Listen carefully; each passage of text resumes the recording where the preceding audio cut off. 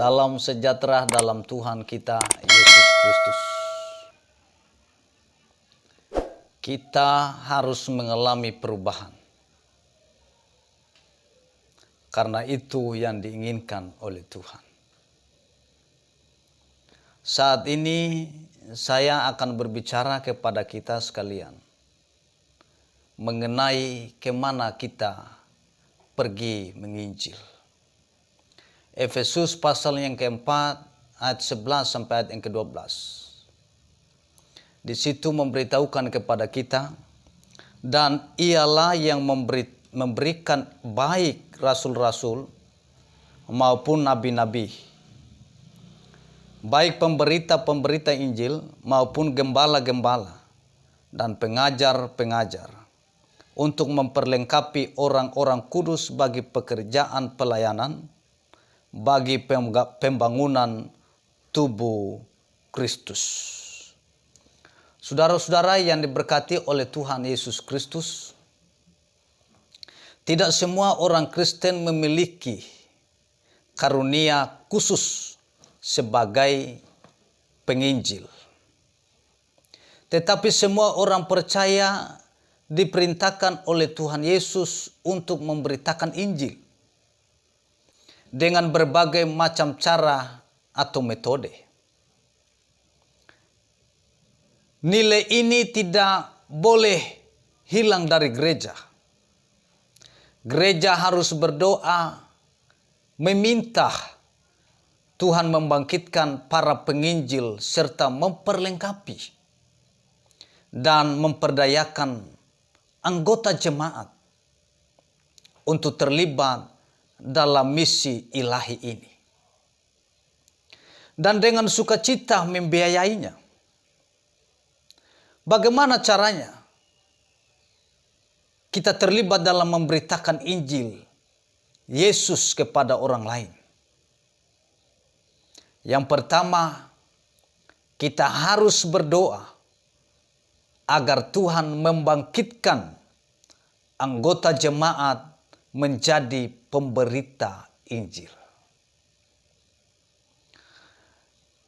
Ada orang yang lebih senang bergosip daripada bersaksi kepada orang lain tentang kasih Tuhan, sehingga orang lain bisa diberkati melalui kesaksiannya.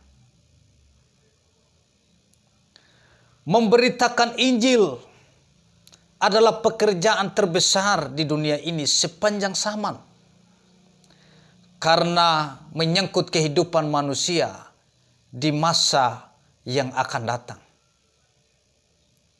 Hanya ada dua kekekalan yang menjadi tujuan hidup manusia: surga atau neraka. Memberitakan Injil adalah memindahkan manusia dari kebiasaan kekal ke dalam kehidupan yang kekal bersama Yesus. Karena hal ini berhubungan dengan jiwa manusia. Tidak heran banyak pergumulan yang dihadapi para pekerja Kristus, sehingga semua orang percaya harus terlibat di dalam doa. Di komsel dan di gereja untuk mendukung gerakan penginjilan yang dijalankan oleh gereja di mana kita bergereja. Yang kedua, semua anggota jemaat harus siap menjalankan pelayanan misi kerajaan Allah. Gereja harus menjadi tempat pelatihan dan pengutus anggota jemaat untuk menjadi penjala manusia. Ladang sudah menguning dan siap untuk dituai. Meskipun ladang sudah menguning dan siap untuk dituai, tetapi kalau tidak ada orang yang mau menuai, maka sama saja. Karena itu gereja harus menjadi tempat pelatihan dan pengutus anggota jemaat untuk menjadi penjala manusia. Jika bukan sekarang, besok sudah terlambat. Sebab kita tidak tahu apa yang terjadi pada hari esok.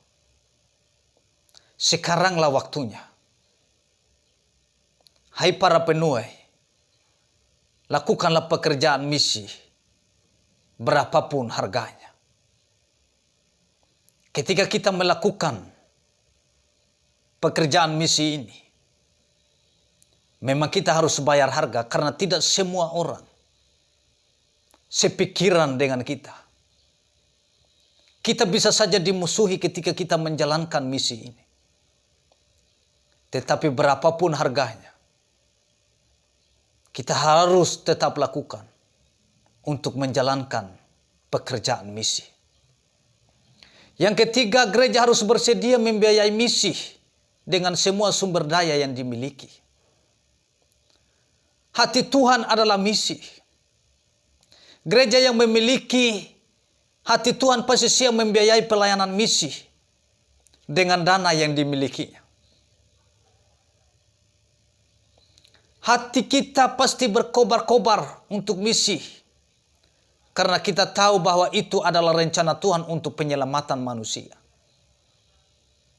Gereja yang bermisi berarti gereja yang mengenal apa yang Tuhan inginkan untuk dijalankan oleh gerejanya. Kita semua adalah gerejanya. Dan Tuhan mau pakai kita untuk menjalankan misi Tuhan. Karena itu, kita harus mau diperlengkapi untuk menjalankan misi Tuhan.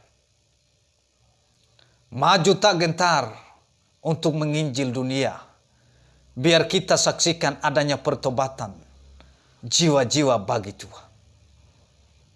Tuhan Yesus memberkati kita sekalian ketika kita memiliki hati misi untuk menjalankan misi Tuhan di bumi ini.